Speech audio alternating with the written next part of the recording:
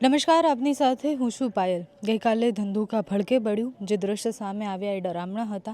એના પછી પોલીસની કામગીરી અને આખી ઘટના જ્યારે ખબર પડી ત્યારે સમજ આવ્યું કે એક નાનકડી બબાલ એ કયું સ્વરૂપ ધારણ કરી શકે। એક યુવક જેનું નામ છે ધર્મેશ અને એ ધર્મેશની બબાલ થાય છે એક બાઇક ચાલક સાથે। બાઇક ચાલકનું નામ સમીર હોય છે। સમીર અને ધર્મેશની બબાલ પછી સમીર પોતાના ઘરે પાછો જાય છે અને એના પછી સમીર જ્યારે પોતાના ઘરે હોય છે ત્યારે અમુક એક ટોળું એના ઘર પાસે જાય છે અને પછી બબાલ મોટી થાય છે। પોલીસનું આ વર્ઝન છે। પોલીસના કહ્યા પ્રમાણે સમીર અને રિઝવાન એ પાસે જ રહેતા હોય છે અને ધર્મેશ અને જ્યારે બીજા લોકો એ તરફ જતા હોય છે ત્યારે ધર્મેશ પર હુમલો કરવામાં આવે છે। ધર્મેશના પરિવારનું એવું કહેવું છે કે સામાન્ય એકદમ બબાલ હતી।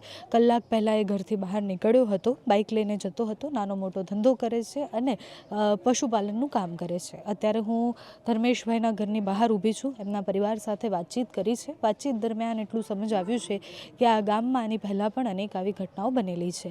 કિશન ભરવાડના કેસ પછી આ ગામની ચર્ચાઓ એમ પણ વધારે થઈ હતી। ધંધુકામાં એ બનેલી ઘટના અને જે રીતના હુમલાઓને સામાન્ય માની લેવામાં આવે છે, કાયદા વ્યવસ્થા ઉપર ઘણા બધા સવાલ થયા।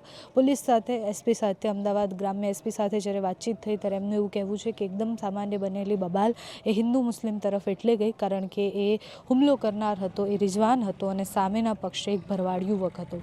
આની પહેલાં જે ભરવાડ યુવક સાથે બન્યું એના કારણે સમાજમાં ખૂબ વધારે આક્રોશ છે। ગઈકાલે આખી રાત પોલીસે કોમ્બિંગ કરી અને જેટલા પણ લોકો છે એ બધાના ઘરની તપાસ કરી છે। સાથે જ જે બે આરોપી છે એ બંને આરોપીને ગેરકાયદેસર જમીનો પર, ઘર પર બુલડોઝર ફરશે એ વાત પણ કરવામાં આવી છે। આરોપીઓની સાથે શું થશે એ આગળનો પ્રશ્ન છે। પરિવાર અને સમાજની એક માંગ છે કે અહીંયા એવી દાખલા બેસે, એવી કાર્યવાહી થવી જોઈએ કે આજ પછી કોઈ પણ ભરવાડના છોકરાને ડર ના લાગે કારણ કે અહીંયા રહેતા લોકોનું એવું કહેવું છે કે અમને એટલે ડર લાગે છે કારણ કે આવી ઘટના સામાન્ય નથી રહેતી। એક બબાલની ઘટના આટલું મોટું સ્વરૂપ ધારણ કરી રહે અને એના પછી એ બબાલ હિન્દુ મુસ્લિમ તરફ જતી રહે। પોલીસ જે પ્રમાણે કહે છે એ પ્રમાણે કે આમાં હિન્દુ મુસ્લિમવાળી કોઈ બબાલ હતી જ નહીં। બબાલ એક ખાલી ગાડી આમને સામને આવવાથી ટકરાવાથી થયેલી અને બનેલી ઘટના હતી। પરિવારના લોકોએ ન્યાયની માંગણી કરી છે। ન્યાયમાં પરિવારના લોકોનું એવું કહેવું છે કે અમારા સમાજના છોકરા સાથે, અમારા પરિવારના છોકરા સાથે આ એક ખાલી ધર્મેશનું મૃત્યુ નથી, એના આખા પરિવારનું મૃત્યુ છે કારણ કે એનો પરિવાર હવે કેવી રીતના જીવશે એ મોટો પ્રશ્ન છે। એમના નાના નાના બે બાળકો છે, એમના પત્ની છે, હવે એમના ઉપર કોનો આધાર છે।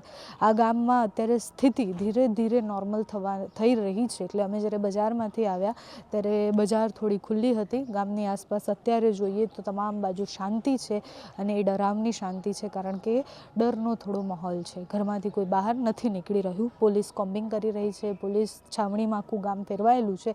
મારી આગળ પાછળ બધી જ જગ્યાએ અત્યારે પોલીસ છે। ધર્મેશભાઈના ઘરે આવ્યા તો પરિવારની વાત સાંભળવાનો પ્રયત્ન કર્યો, સમજવાનો પ્રયત્ન કર્યો। પોલીસ સાથે પણ વાતચીત કરી છે, ગામના લોકો સાથે પણ વાતચીત કરવી છે કારણ કે પ્રશ્ન એ માત્ર એક છોકરા ઉપર હુમલા થયાનો નથી, પ્રશ્ન એ આખા કાયદા અને વ્યવસ્થા પર થતો છે।